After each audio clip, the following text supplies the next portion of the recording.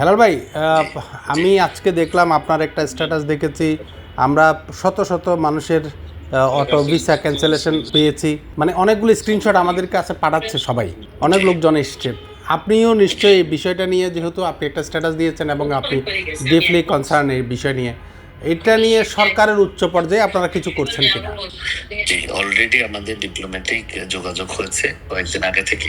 এটা জি যেদিন শুরু হয়েছে ওদিন থেকে।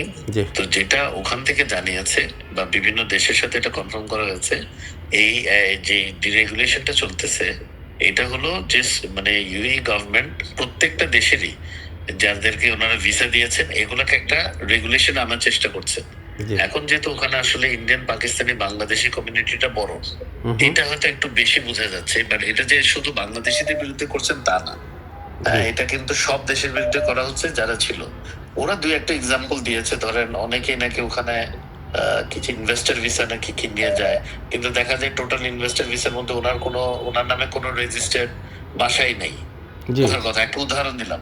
জি জি তাহলে আসলে ইনভেস্টর যদি ওখানে ব্যবসা করতে যায় কিন্তু ওনার নামে যদি কোনো এগ্রিমেন্ট না থাকে, কোনো বাসার কেনার দরকার নেই, জি জি কিন্তু জি যেখানে থাকবে এটারও যদি না থাকে, তাহলে তো টেকনিক্যালি উনি এই ইনভেস্টর ভিসাতে অন্য কিছু করতে গেছে। তো এই আচ্ছা। জিনিসগুলাই যাতে আমাদের সাধারণ শ্রমিকরা ক্ষতিগ্রস্ত না হয়, হুম এগুলো হুম আবার ঠিকঠাক করে আবার এগুলো সব রেগুলারাইজ হয়ে যাবে। তবে এই যে ভোগান্তিটা হচ্ছে, জি এটা যেন না হয়, এটা নিয়েও আমাদের পররাষ্ট্র মন্ত্রণালয় খুবই সচেষ্ট আছেন।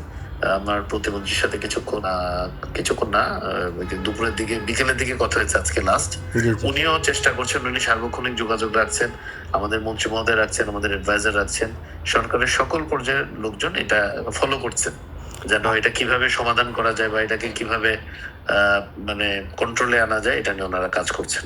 আশা করি এটা একটা পজিটিভ রেজাল্ট পাবো আমরা।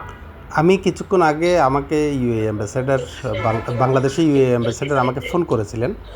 তো ওনাকে আমি বিষয়টা জানতে চেয়েছিলাম। উনি আমাকে বলেছেন প্রাইম মিনিস্টারের দপ্তর থেকে নাকি অলরেডি ফোন করা হয়েছে। ওনাকে জি জি জি, ওনাকে এটা জিজ্ঞেস। গতকাল রাত্রে পিএম এটা সম্পর্কে পার্সোনালি অবগত হয়েছেন জি মাননীয় প্রধানমন্ত্রী, এবং এই ব্যাপারে কাজ চলছে। আমি এটাই আপনাকে বলার চেষ্টা করলাম। উপদেষ্টা বলতে উনি তো প্রধানমন্ত্রীর উপদেষ্টা, জি পররাষ্ট্র বিষয়ক, ওনারা সবাই এটা ফলো আপ করছেন।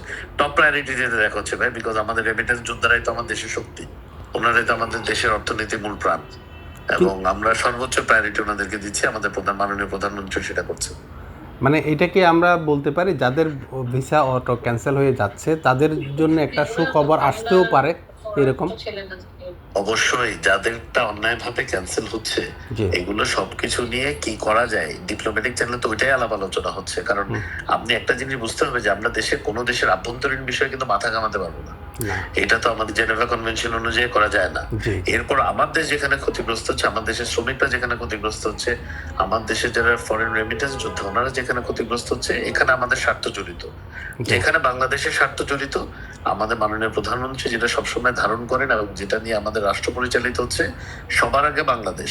তো জি ওইটাকে আমরা মাথায় রেখে আমরা এই কাজগুলো করছি। বাংলাদেশের স্বার্থ সবার উপরে রেখেই আমরা এই সমস্যাটা সমাধান করার চেষ্টা করছি।